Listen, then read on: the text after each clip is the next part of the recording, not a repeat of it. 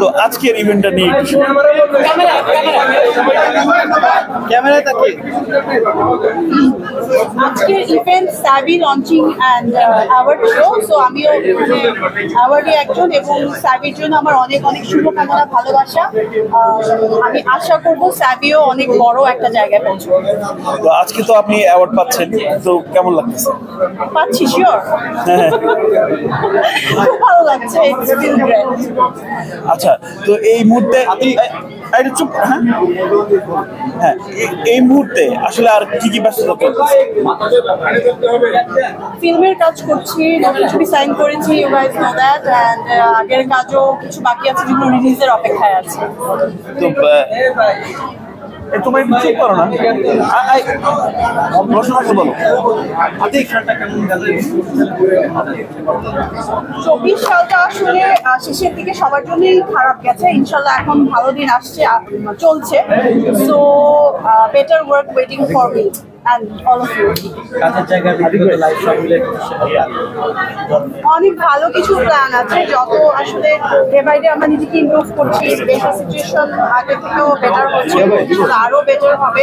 এবং আমাদের কাজের যে জায়গা, আমাদের ফিল্ম ইন্ডাস্ট্রি, সেটার জন্য আসলে সবাইকে একটু অনেক ভেবে চিনতে এবং ভালোভাবে বড় আকারে কাজ শুরু করতে হবে।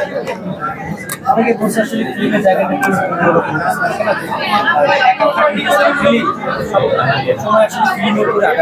আপনি একটু জোরে বলবেন।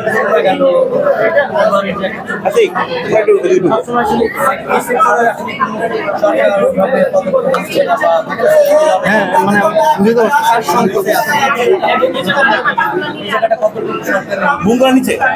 আসলে এটা সত্যি, এই দিকটা আমরাও সবসময় ভাবি যে কেন দেশের যে কোনো ডিজাস্টার হোক বা কোনো করোনার টাইমে ছিল, এই সময়ও ছিল, যে ফিল্মের অবস্টাকলটা বেশি সবসময়। যে এটা একটা সত্যি কথা, মানুষের তো আগে অন্ন বস্ত্র বাসস্থান, তারপর হচ্ছে এন্টারটেইনিং যে এটা, বাট এটাও একটা মানসিক, তাই না? এন্টারটেইনটাও আসলে দরকার, সুস্থ বিনোদন যেটা আমরা বলি, সেটা মানসিকভাবে মানুষকে সুস্থ রাখে। এটাও খুব ইম্পর্টেন্ট একটা জায়গা। আমি আশা করবো এবং আমরা সবাই মিলে এটা স্টেপ, আমরা এখানে কথা বলছিলাম লাস্ট একটা প্রোগ্রামে, সিনিয়র ফিল্মের যারা ছোট্ট একটা ক্ষুদ্র মানুষ, সবাই বলছিল যে আসলে এবার ফিল্মের জন্য অন্যরকম করে ভাবতে হবে এবং বাজেটটা স্পেশালি, আমি বলবো, আমি সবসময় বলি যে বাজেটটা খুব ইম্পর্টেন্ট ফিল্মের জন্য। ফিল্মটা আসলে এমনি ছোটখাটো করে বা ছোট্ট পরিসরে করা যায় না। ফিল্ম হচ্ছে বড় ক্যানভাস, সবকিছু অনেক বড় পরিসরে করতে হয়।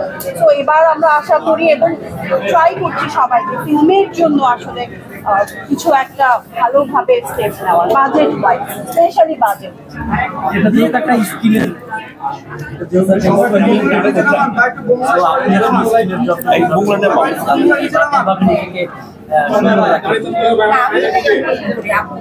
শীতের উপরটাই কিন্তু অনেকে নিজের চর্চা এবং আর্টিস্টরা যারা আছে খুব আমি পার্সোনালি বলতে পারি আমার স্কিন টাইপটা একটু ড্রাই, সো আমার সামার টাইমেও ময়শ্চারাইজার লাগে আর শীতের সময় অনেক বেশি লাগে। মানে ফেসটা প্রচুর ক্লিন করে রাখতে হবে, ক্লিন করে ময়শ্চারাইজার দিতে হবে, সেরাম দিতে হবে, যার স্কিনে যেটা স্যুট করে। আসলে এক একজনের স্কিন আসলে এক এক রকম, সবার স্কিন এক টাইপের না। বাট আমি যেটা রাখি, স্কিনটা ক্লিন রাখার, মানে আফটার শুট আমি স্কিনটা খুব ভালোভাবে ক্লিন করি, দেন ময়শ্চারাইজ করি, এটা খুব ইম্পর্টেন্ট। আমরা কি জানতে পারি যে এই শীতের সময় কি কি টেক কেয়ার, এছাড়াও একটা প্রশ্ন আছে, ওরা খান বা অনেকেই আছে যারা অনেক সাদা হচ্ছে, তো সেটা খুব সুন্দর। আমার তো রুনা খান যার কথা বললে, মানে really very inspiring, very beautiful see her like that. And ওনাকে দেখে বা এরকম যারা আছে ওনাদেরকে দেখে আসলে আমরাও ইন্সপায়ার হই। এটা তো আসলে আমি খুব পজিটিভ।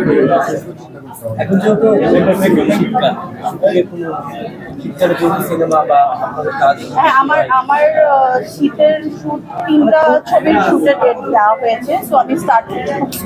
মানে প্রচন্ড শীতের মধ্যে আসলে এই যে শুটিংয়ের অভিজ্ঞতা থাকে না শীতের মধ্যে অনেক শীত লাগে, বাট ক্যামেরার সামনে আসলে এটা অডিয়েন্স বুঝবে না যে শীতে কাজ করছি না গরমে কাজ করছি, বাট বিহাইন্ড দ্য শুটে তখন দেখা যায়। শীতের মধ্যে বৃষ্টির সিন থাকে, বৃষ্টিতে ভিজছে গান। হ্যাঁ, আমি বিচ রেখে আইসল্যান্ডে সি থ্রু কাপড় পরে মানে স্লিভলেস পরে শুট করছি। আর আমি কি এক্সাম্পল দেবো শীতে?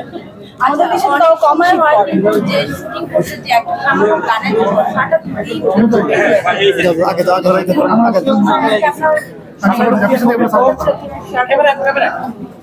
খুব ঠান্ডা লাগে, একটু মাঝে মাঝে ঠান্ডা লেগে যায়, কফ জমে যায়, এটা আছে। বাট যখন আমরা শর্টটা দিয়ে স্ক্রিনে দেখি যে এটা খুব সুন্দর দেখাচ্ছে বা ভালো লাগছে, এটা অডিয়েন্সের কথা চিন্তা করে। এবং যখন ভাবি যে সিনেমাটা যখন দেখবে মানুষ, তো এই কষ্টের কথা তখন আর বলে না।